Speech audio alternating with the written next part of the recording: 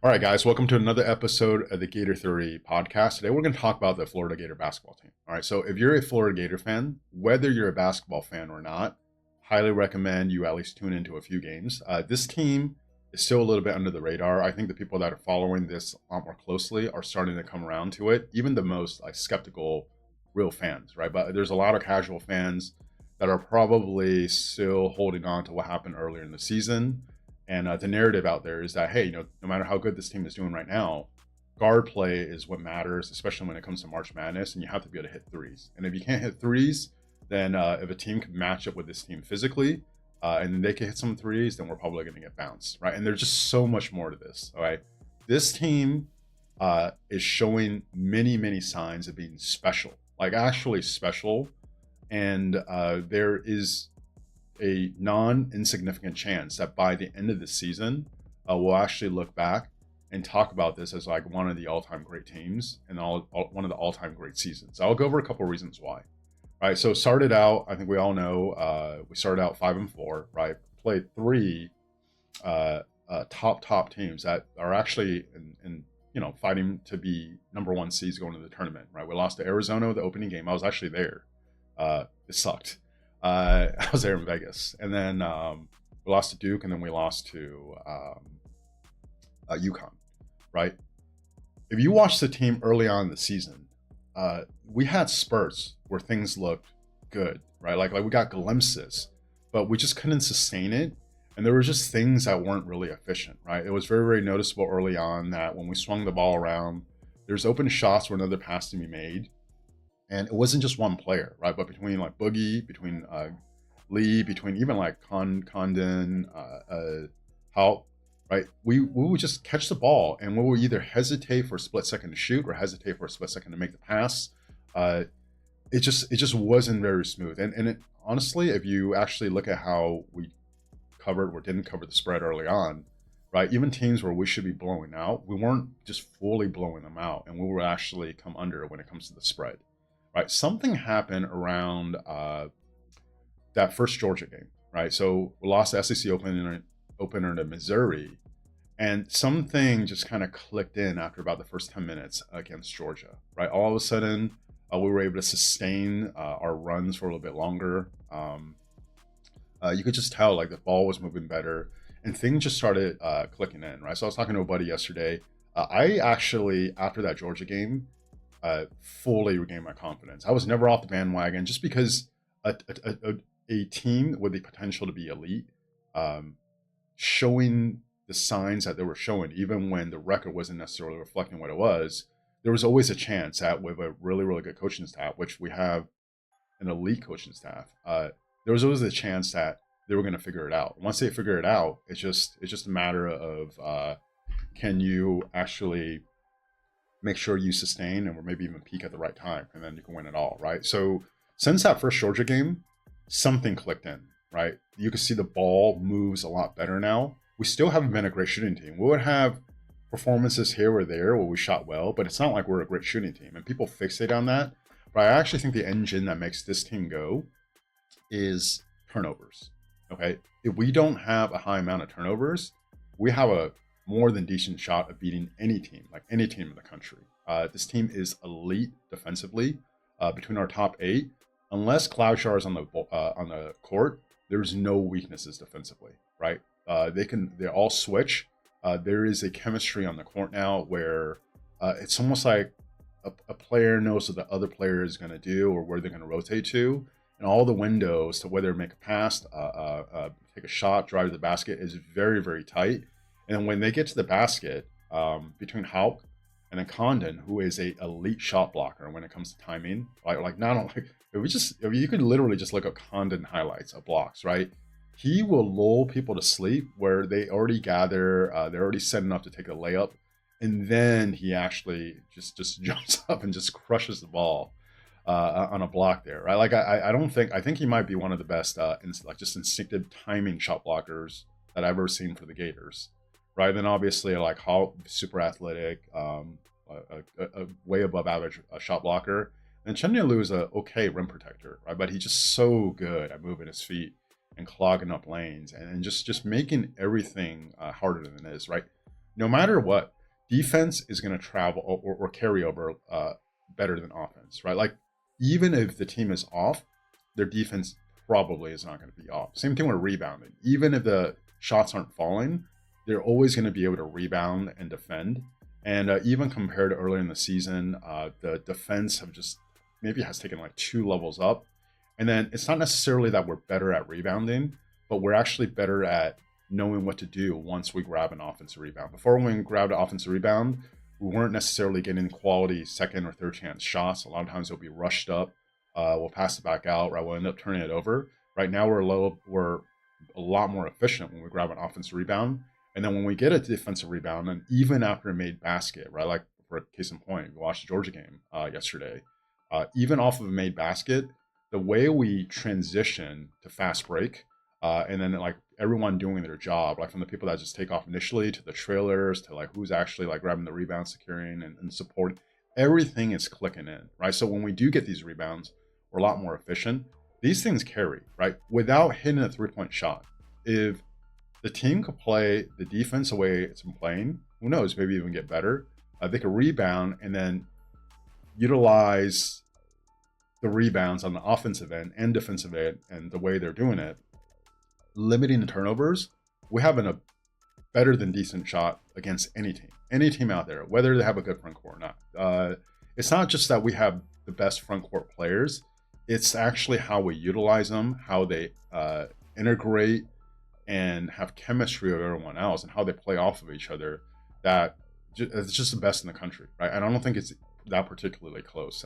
Watching some of these other teams right now, not necessarily the most talented, but playing the best in the front court, right? So what can we expect going forward? I think this team, even again, the most skeptical Gator fans can agree, not only are they playing at a very, very high level right now, but with the coaching staff that we have and the adjustments to the stuff we're making, there's still another gear, maybe 2, that where we could get better, right? We're just hitting average shot. Like we just shoot average from the 3-point range. If we just hit our open 3-point shots, this team is going to hit another level, right? If, for example, Condon takes another step forward, and he's playing a lot more confident now than he was 10 games ago, right? This team is going to get better. If Hall actually improves a little bit, this team's going to get better. You can actually make a case that from the beginning of the season, not what the preseason expectation is, from the beginning of the season, the only player that hasn't improved significantly is actually Hall, right? Like he already made a jump from last year, right? But Boogie is playing way better now than he did at the beginning of the season. Lee is playing way better now than he did. Chinlu, obviously. And then Condon, right? He had a lot of hype coming in. He was always good on defense and rebounding, right? But on offense, he was a mess. And he probably hit a low point, maybe in that Missouri game to open the SEC play. And then since then, you can tell he's kind of figured out what his game's going to be about. He's a lot more decisive when he catches a ball, when they just drop off of him. And he didn't have a particularly clean game last night, right? Some turnovers. But just overall, our front court underperformed relative to where they have been last night, and we still blew out Georgia by 20 because the backcourt just played okay, right? Like, let me take it back. They played good. They played great. But even when our whole front court underperformed, we were able to still dominate. And if you watched the Georgia game last night, right, we essentially blitzed them coming out of the opener. But after that, Georgia was very game. They played very hard. They actually hit a lot of difficult shots, contested shots. It's not like they just played bad all throughout. Like we played great defense, we rebounded, and Georgia actually was playing at a fairly high level, and we were able to just withstand like every run they made and the counter punch. And I don't think the lead got any closer than 9. But even when they did make a run, right, we were able to withstand it, hit some big shots back, and then ultimately push the lead back up to 20 and win it, right? So the game was never really that close from the jump, and we didn't necessarily even play the best. You know, we probably played closer to a floor game, and we still were dominant, right? Looking back into the past, last year, I think we won 7 or 8 SEC games by 15 plus. Again, it was a lot more challenging in the SEC last year. This year we're 9-2 in the SEC. 8 of the 9 wins, we've already won by 15 or more points. Right? We still have, I think, like 7 games left. Uh, if you're just counting the number of 15-point plus wins, right, which you would call essentially like a blowout, uh, this team is already matching like any of the first two championship teams. They already exceeded last year's championship team. And when all is said and done, by the end of SEC play this year, unless the wheels just somehow fall off, they're gonna have the most 15-point plus blowouts in SEC play in Florida Gator history. Right. So, what does that mean going forward? This team, I think right now, the floor, like the absolute floor, is Sweet 16. Right. Just they're likely going to be a 2 or 3 seed. And then just in the tournament, with what they're elite at defense, they're elite at rebounding, and then elite actually at transitioning a fast break, believe it or not. Uh, there's just no team like before you get to the Elite Eight or the Sweet 16 that's going to really put up a problem for them, right? Because if they can, they're going to be ranked higher, right? So it's just like right now, this is really fun, right? And then the actual ceiling is repeat champion. This team is still improving week to week. You can definitively point out things on the court that is just better than it was a week ago, right? Whether it's chemistry, it's like subtle movements with the ball. And then, last night with the Georgia game, it was actually promising because we hit by like more threes than we have in a while. Maybe no. I think we probably hit more threes in a game this season, but it was definitely like probably like a top 3 game for hitting threes, right? And it wasn't even like we shot that great. We had a decent start in the first half, kind of fell off in the second half, but that if we get that kind of 3-point shooting, we have a shot against anyone, right? So if you're not watching, right, start watching now because there's still 7 games left in the regular season. You have the SEC tournament and you have March Madness. Enjoy this while it lasts. It's just not often you get a team that has a chance at a national championship, especially when it comes to college basketball. It's just a lot harder. There's a lot more teams that are competitive. Like enjoy for what it is, right? We don't know how long we're gonna have Golden for. Maybe one day the NBA will come calling, and then he feels like he accomplished everything he wanted at the college level. Is going to go to the NBA. Todd Golden right now, the only reason why if you're being objective, you can't put him into the top 3, put him in as a top 3 coach in college basketball. It's just because he hasn't had the success for long enough, right? To take Florida from where it was to winning a national championship in the 3rd year, and then this year, right, his 4th year, you still have a lot of the pieces from last year, right? So essentially, it's a new team, but there's still a lot of carryover. We do expect that next year they're going to have to really like retool, right? Who knows? With the NIL now, I could see Condon staying for another year. I could see Chinenlu staying for another year. Boogie for another year, right? I don't know. Who knows, right? Maybe even like Hawk. Like he seems like someone that really enjoys college basketball with the amount of money he could be paid. Maybe he decides to stay in college for another year. Then he could still be a lottery pick, right? Who knows? But next year, if Todd is actually able to figure it out, kind of retool with whoever he's able to bring back, and then sustain success where you have another season where you're playing at a very, very, very high level, then you just got to crown him, right? You got to crown him as a top 3 coach in college. But right now, you can make a case that, hey, he hit on some of the right guys. He's been writing that core for the last 2 years. We want to see how he does in a rebuild. It's kind of the same thing with Sig, right? This is college football now, right? Like Kirk Cignetti, great 2 years for Indiana. But now that you lost almost all of those players, or a lot of those players, if he's actually able to retool and then have another like great season, you just got to crown Cignetti as the best coach in college football. And that's where Todd Golden is at. So to have a program that's not historically known as a basketball school, right? Like I think most Florida fans still identify as like a primarily football school. Basketball is a close second, but not quite overtaking football. And then to have a coach that you think has potential to be top 3, right? He just needs more time, and have the players that we have. The team is actually gelling, peaking, and improving. And then we're seeing it right before our eyes. This is a special season. Last year was fun. I can make an argument that this season so far up to this point, I've enjoyed it just as much.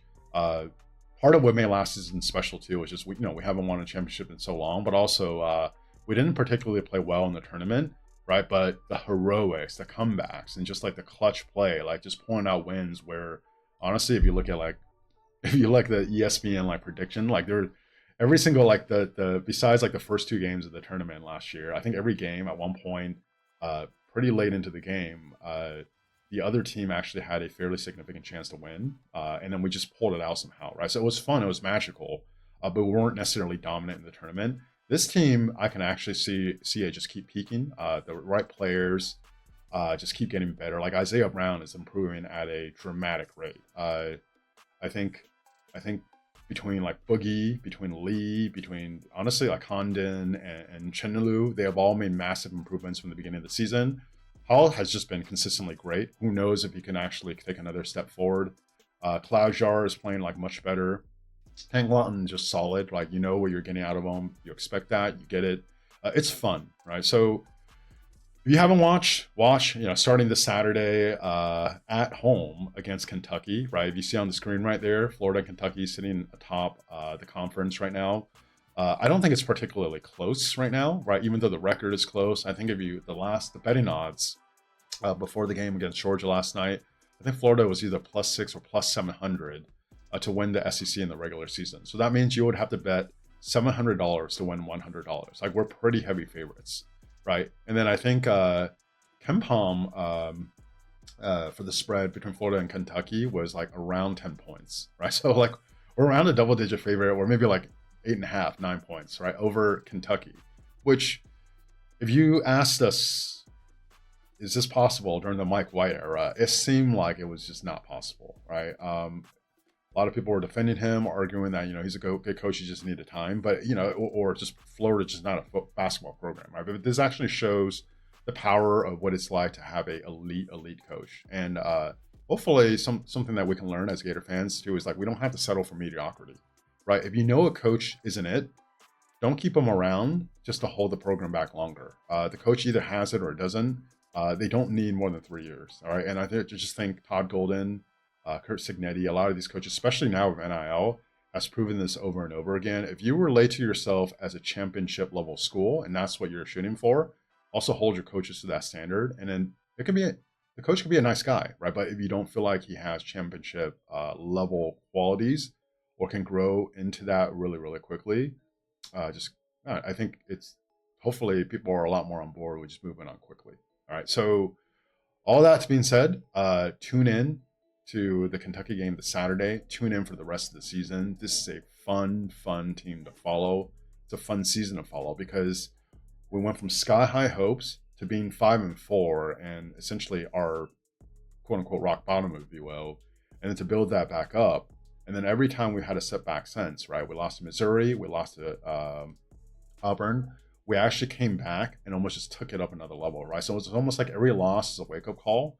And then whatever it is that we needed to figure out, we're actually figured out because of that loss. And then we improve. This is not normal, okay? Like winning 8 out of your 9 SEC games by 15 plus points is not normal. Enjoy it for what it is. Looking forward to seeing all the rest of the games. Let me know in the comments what you guys think. If you haven't yet, please like and subscribe to the video. It will really help out the channel. Thank you guys for watching, and I'll see you guys next time.